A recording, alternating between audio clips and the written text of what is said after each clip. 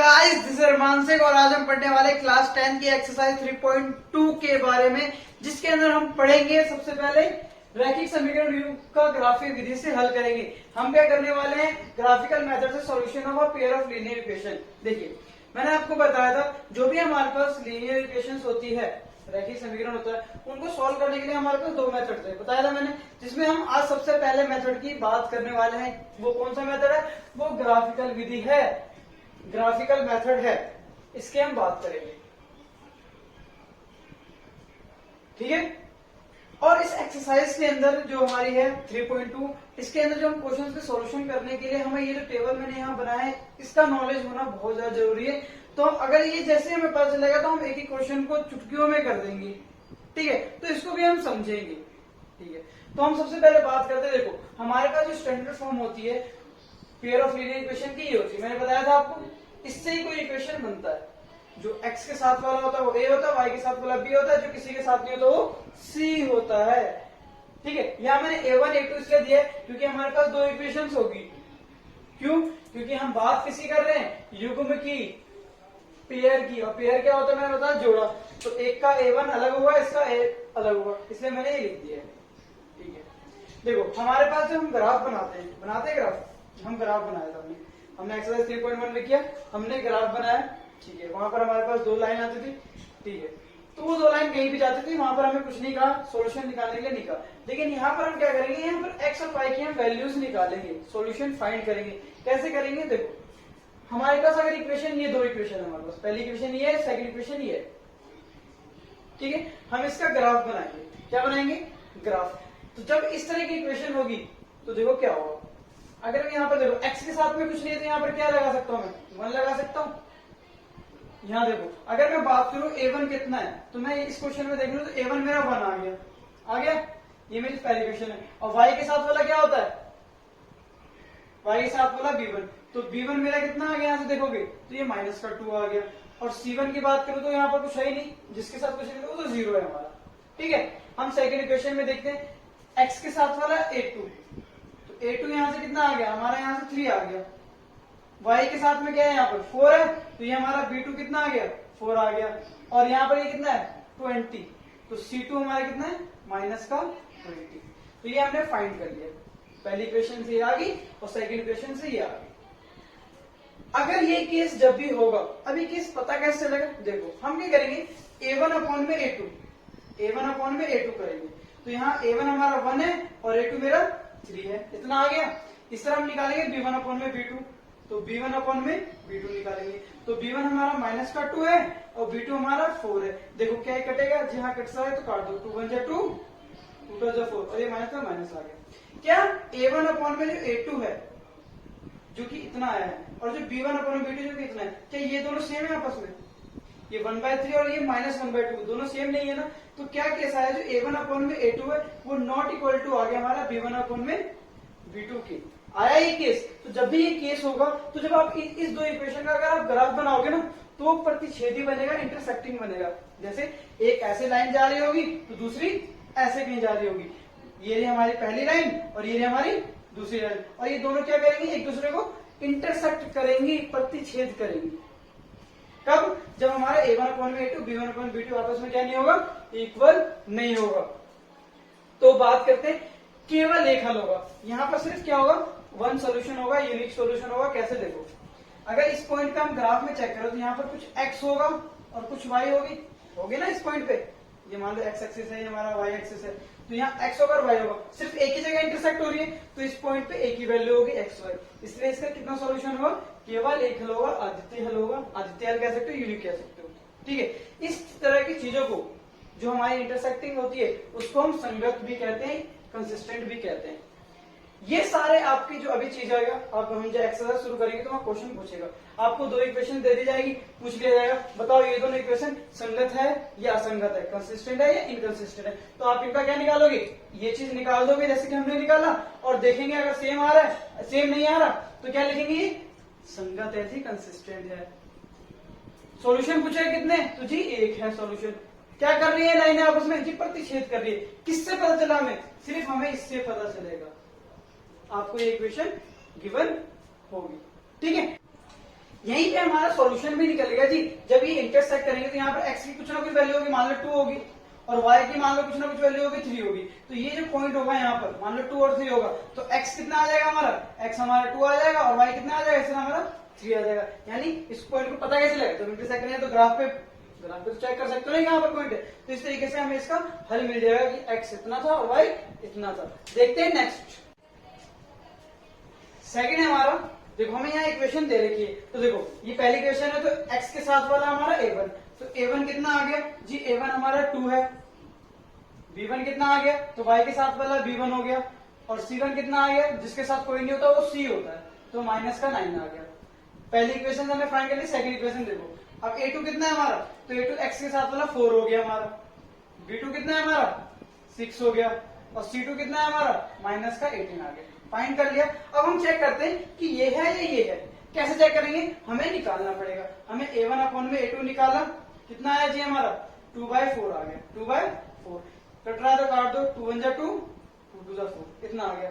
इस तरह b1 upon में b2 निकाल लेंगे, तो निकाल लेते हैं 3/6, कितना आ गया 3/6, तो 3 कम 3, 3 2 से 6, ये भी 1/2 आ गया। देखो ये दोनों सेम आ रहे हैं ना, इसलिए हम एक और स्टेप बढ़ाएंगे। अगर ये भी ये दोनों अलग सेम नहीं आते, अलग अलग आते तो ये पहले ही केस हो जाता हमारा, ठीक है। लेकिन सेम आ रहा है इसलिए हम एक और चीज चेक करेंगे, वो हमारा c1 अपॉन में c2 चेक करेंगे। तो ये हमारा माइनस का 9 और माइनस का 18, देखो माइनस का माइनस कट गया, 9 1 जा 9, 9 2 जा 18। तो हमने क्या देखा, a1 अपॉन में a2 भी 1/2 आ रहा है, b1 अपॉन में b2 भी 1/2 आ रहा है, c1 अपॉन में c2 भी क्या आ रहा है 1/2, यानी तीनों क्या है आपस में इक्वल है जी। जब तीनों इक्वल होंगे तो जब इसका आप ग्राफ बनाओगे ना इस इक्वेशन का, आपके पास जो इक्वेशन है समीकरण है, तो जब इसका आप ग्राफ बनाओगे तो जी कैसा बनेगा जी, ये कह रहा है संपाती रेखा होगा, कंसिस्टेंट होगा। कैसे, देखो एक लाइन मान लो ऐसे बनी, पहले लाइन की इक्वेशन ऐसे बन रही है, तो जी दूसरी लाइन की कहां जाएगी, दूसरी लाइन की जस्ट इसके ऊपर ही बनेगी। पहली लाइन की भी इसके ऊपर बनेगी और दूसरी लाइन, ये दोनों लाइन एक दूसरे के ऊपर चिपकी रहेगी। कहने का मतलब क्या है, ये दोनों इक्वेशन जी एक ही है। कैसे कर सकते हो, देखो इस पूरे को 2 से डिवाइड कर दो, इसको 2 से डिवाइड करो तो 2x आ जाएगा, इसको 2 से डिवाइड करो 3x आ जाएगा, इसको 2 से डिवाइड करोगे 9 आ जाएगा। तो जी यही इक्वेशन है ये, ठीक है। तो कहने का मतलब है जब ऐसी इक्वेशन आएगी, जब तीनों चीज अगर सेम होगा तो वो हमारा क्या होगा, संपाती रेखा कहलाती, क्या कहलाती, संपाती रेखा, कंसिस्टेंट लाइन, ठीक है। और इसके अनेक हल होंगे, बहुत सारे हल होंगे। जैसे हमने पिछली बार करा था, कितना हल था, सिर्फ एक, x की एक वैल्यू आई थी, y की भी एक वैल्यू आई थी। लेकिन यहाँ पर जो कितनी सारी होगी, देखो यहाँ पर ये चिपक रही है 1 2 3 4 5, हर जगह पे ये एक दूसरे को टच कर रही है ना। जैसे पहले तो एक ही बार टच कर रही थी, कितनी बार टच कर रही है, तो सुनो कितने सोल्यूशन होगा। तो हम क्या लिखेंगे, मैनी सोल्यूशन, अनेक हल हैं, और इसको हम संगत कहते हैं, यानी कंसिस्टेंट कहते हैं। नेक्स्ट देखो, अब हम बात करते हैं थर्ड की। ये फर्स्ट इक्वेशन हमारी, a1 हमारा क्या, देखो जिसके साथ कोई नहीं होता उसके साथ ऊपर वाला होता है, एक होता है। a1 हमारा 1 आ गया, y के साथ वाला हमारा b1 होता है, तो b1 हमारा कितना आ गया 2 आ गया, और c1 हमारा कितना आ गया माइनस का 4 आ गया। याद रखना ये भी चीज कि हमारा जो c होता है वो इधर नहीं होना चाहिए, अगर इधर है तो हम उसको पहले इधर लेके आएंगे। हाँ, सारी चीजें इधर होनी चाहिए, स्टैंडर्ड फॉर्म ये होती है हमारी, याद रखना, ठीक है। अब a2 निकालो, तो a2 कितना आएगा हमारा, x के साथ वाला a2 यानी 2 आ गया। b2 निकालो कितना आएगा, तो y के साथ वाला 4 आ गया, और c2 कितना आएगा, जिसके साथ कोई नहीं होता वो c होता है, यानी माइनस का 12 आ गया। अब क्या निकालेंगे भाई, a1 अपॉन में a2, b1 अपॉन में a2, c1। तो देखो a1 अपॉन में a2 चेक करते हैं, तो ये हमारा आ गया 1/2, 1/2। b1 अपॉन में b2 चेक करते हैं, तो ये आ गया मेरा 2/4, काट दो, कटवा दो, 2 1 जा 2, 2 2 जा 4, ये दोनों सेम आ गया ना, तो हम आगे भी करेंगे। तो c1 अपॉन में c2 कितना आ गया, तो c1 हमारा -4 है और c2 हमारा माइनस का 12 है, तो इसको माइनस से माइनस कट गया, 4 1 जा 4, 4 3 जा 12। हमने क्या देखा, a1 अपॉन में a2 तो बराबर है b1 अपॉन में b2 के, बराबर है, इक्वल है, लेकिन ये आ गया हमारा 1/3, ये इक्वल नहीं है, यानी नॉट इक्वल। ये दोनों आपस में इक्वल, लेकिन ये इक्वल नहीं है, तो हमने इसको नॉट इक्वल टू का साइन लगा दिया। नहीं है। जब भी ऐसा केस आएगा और अगर आप इन दोनों लाइनों को ग्राफ पे डिनोट करोगे, ग्राफ पे डिनोट करोगे, तो एक लाइन अगर ऐसे जा रही है, इस इक्वेशन की लाइन मान के चलो ऐसे जा रही है, तो इस इक्वेशन की लाइन जस्ट ऐसे जा रही होगी, समांतर एक दूसरे के ऊपर। समझ में आ रहा है? एक दूसरे के साथ में। अच्छा ये बताओ, ये अगर समांतर है पहले तो कहीं आपस में टकराएंगी? जब ये दोनों आपस में कहीं टकराएंगी ही नहीं तो एक्स और वाई की वैल्यू फाइंड होगी क्या हमारी? क्योंकि जब तक देखो इस केस में टकराया, एक बार टकराया तो एक हल हुआ, इसमें हर जगह तो टकरा ही रही थी तो बहुत सारे हल थे, लेकिन इस केस में क्या टकरा रही है? नहीं। तो जब इस तरह की लाइन को हम समांतर रेखा यानी पहला लाइन कहते हैं और कोई हल नहीं होगा क्योंकि कभी भी एक दूसरे को टच नहीं करेंगी, और इस तरह से हम इसको कहते हैं असंगत यानी इनकंसिस्टेंट कहते हैं। ठीक है, अब हम स्टार्ट करते हैं अपनी एक्सरसाइज। फर्स्ट क्वेश्चन हमारा क्या कह रहा है, ध्यान से सुनिए। 10 student of class 10th took part in a mathematics quiz। एक हमारी मैथमेटिक्स क्विज हो रही है, प्रतियोगिता हो रहा है, जिसके अंदर क्लास 10th की 10 बच्चों ने पार्टिसिपेट किया यानी भाग लिया। ठीक है, if the numbers of girls is 4 more than the numbers of boys, ये आपको कंडीशन दे रहा है कि गर्ल्स जो है 4 ज्यादा है किससे? बॉयज से। ठीक है, तो हमें बताना है बॉयज एंड गर्ल्स कितने पार्ट हैं, who take part in the quiz, कि बॉयज कितने थे और गर्ल्स कितने थे। अब देखो ये सब चीजें हम कर रहे थे, इक्वेशन बनाना इजी है अगर आप थोड़ा सा यूज करेंगे। हम देखो, हमें यहाँ पर नंबर्स ऑफ गर्ल्स और नंबर्स ऑफ बॉयज हमें नहीं पता कि लड़के कितने लड़कियां कितनी, तो जो चीज पता नहीं होता हम उसको क्या मानते हैं? एक को एक्स मानेंगे, एक को वाई मानेंगे, जो कि हमने किया है। बात ठीक है, हमने क्या किया? Let the numbers of girls be x, लड़कियों की संख्या हमने एक्स मान ली और लड़कों की संख्या को हमने वाई मान लिया। आप इसको एक्स, इसको वाई मान सकते हो, एक्स मान सकते हो, कुछ भी कर सकते हो, कोई फर्क नहीं पड़ने वाला आंसर में हमारा। अब हम कंडीशन को देखेंगे और इक्वेशन बनाएंगे। तो सबसे पहला इक्वेशन कर रहा है कि 10 स्टूडेंट ऑफ क्लास 10th, तो पहली इक्वेशन तो हमारी ये बनती है, देखो कि जो x है और जो y है, इन दोनों को जब हम मिलाते तो हमारे पास कितना बनता है? जी 10 बनता है। कुछ हमारी लड़कियां हैं, कुछ हमारे लड़के हैं, जब दोनों को प्लस करते हैं तो कितने होते हैं? 10। अब हमें ये नहीं पता कि कितने लड़के कितने लड़के, ये नहीं पता हमें, लेकिन हमें ये तो हम लिख सकते हैं ना। हाँ, आगे कंडीशन क्या है? देखो पेयर्स ऑफ लीनियर इक्वेशन की बात हो रही है, यहाँ पर युग्म की बात हो रही है, इसलिए 2 इक्वेशन मैंडेटरी बनेंगे आपको। If the numbers of girls is 4 more than boys, यानी जो लड़कियों की संख्या वो लड़कों से 4 ज्यादा है, मतलब जो हमें लड़कियों की संख्या हमारी x है, x है, ये क्या कह रहा है? लड़कों की संख्या से 4 ज्यादा, यानी जब 4 प्लस करेंगे, 4 ऐड करेंगे हम लड़कों में, तब क्या आ जाएगी? लड़कियों की संख्या आ जाएगी। तो ये हमारी दूसरी इक्वेशन बन गई। इसको अगर आप चाहो तो एक साथ रख सकते हो, x minus y square to में 4, इस तरह से भी आप लिख सकते हो। अब क्या होगी? सारी चीज इधर होगी। अब हम इसका बनाएंगे ग्राफ और ग्राफ से निकालेंगे सोल्यूशन। क्वेश्चन क्या कह रहा है कि ग्राफ की मदद से हमें इसको सोल्यूशन निकालना है।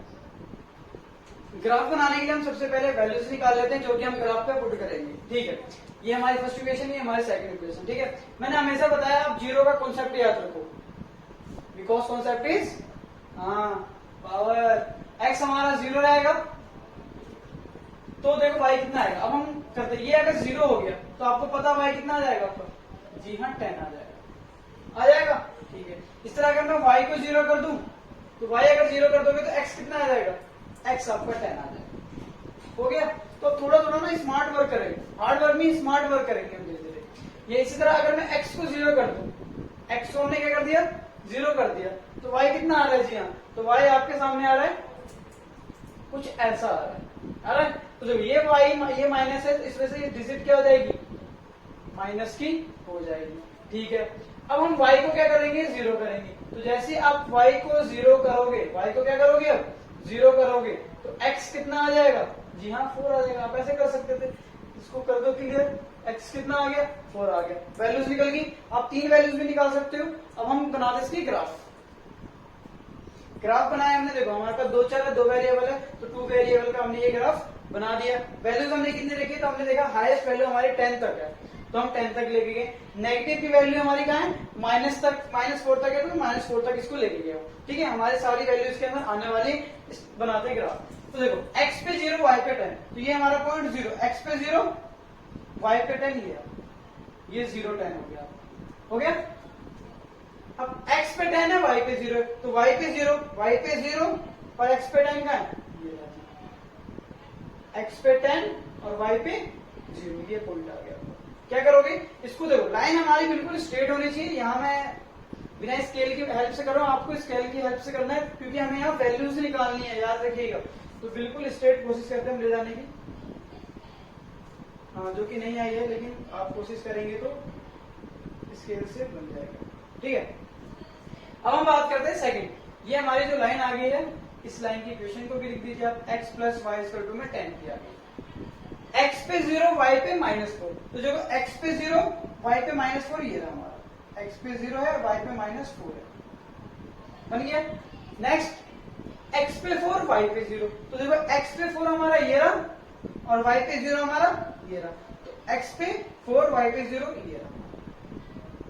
क्या करेंगे हम इसको, जी हाँ लाइन, लेकिन लाइन कैसे होनी चाहिए, बिल्कुल खींचनी है क्योंकि हमारा जो अगर लाइन सीधी नहीं हो तो हमारा जो आंसर आएगा वो टेढ़ा आ जाएगा। ये सीधी लाइन ड्रॉ कर देते हैं इसको। ये हमने कोशिश की है, आप स्केल की मदद से करना, ठीक होगा। ये पॉइंट आया हमारा, अगर मैं इसको नीचे ले जाता हूं तो ये आपके 7 पे ही जाएगी और इधर हम लेके जाए इसको लाइन को तो ये हमारी कुछ जाएगी 3 पे जाएगी। एग्जैक्ट आंसर अगर बात करें तो ये 7 आ गया और y पे कितना आ गया 3। ये जो पॉइंट है ये x पे 7 है और y पे कितना है 3 है।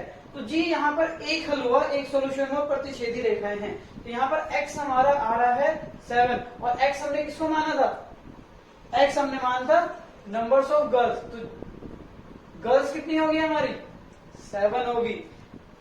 y हमारा कितना आ रहा है 3 आ रहा है और y हमने किसको माना था बॉयज को, लड़कों को। तो नंबर्स ऑफ बॉयज कितने हमारे पास 3।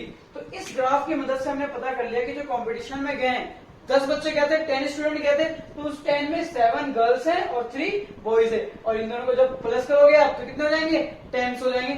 ये देखो आप आंसर चेक कैसे कर सकते हो ग्राफ की मदद से, हमने इन दोनों को प्लस किया, सेटिस्फाई करा ना, हाँ दोनों को प्लस करो 10 आ रहा है और 10 ही बच्चे तो गए थे स्कूल में कॉम्पिटिशन में, तो इसका मतलब हमारा आंसर ठीक है। अगर मान के चलो अगर यहाँ पर आगे पीछे आ जाता, कुछ आंसर आ रहा टेढ़ा आ जाता, अगर प्लस करने पे नहीं मैच करता तो इसका मतलब हमने या तो ग्राफ गलत बनाया है या तो हमने ये वैल्यूज गलत निकाली होगी। इस तरीके से आप चेक कर सकते हो कि आपका आंसर क्या आ रहा है, सही नहीं आ रहा है। जो वैल्यूज आएंगी ये इक्वेशन को सेटिस्फाई करेंगी, जो कि हमारी इक्वेशन क्या थी x plus y equal to 10। ठीक, देखो इन दोनों वैल्यू को पुट करो, 7 और 3 कितना हो गया 10, सेटिस्फाई कर रहा है, यानी ये वैल्यू इसकी सोल्यूशन है, बिल्कुल ठीक। इस तरह यहाँ पर भी कर रहा है, चेक कर सकते हो 7 में से 3 क्या 4 आएगा, ठीक है, ये आंसर हमारा ठीक है।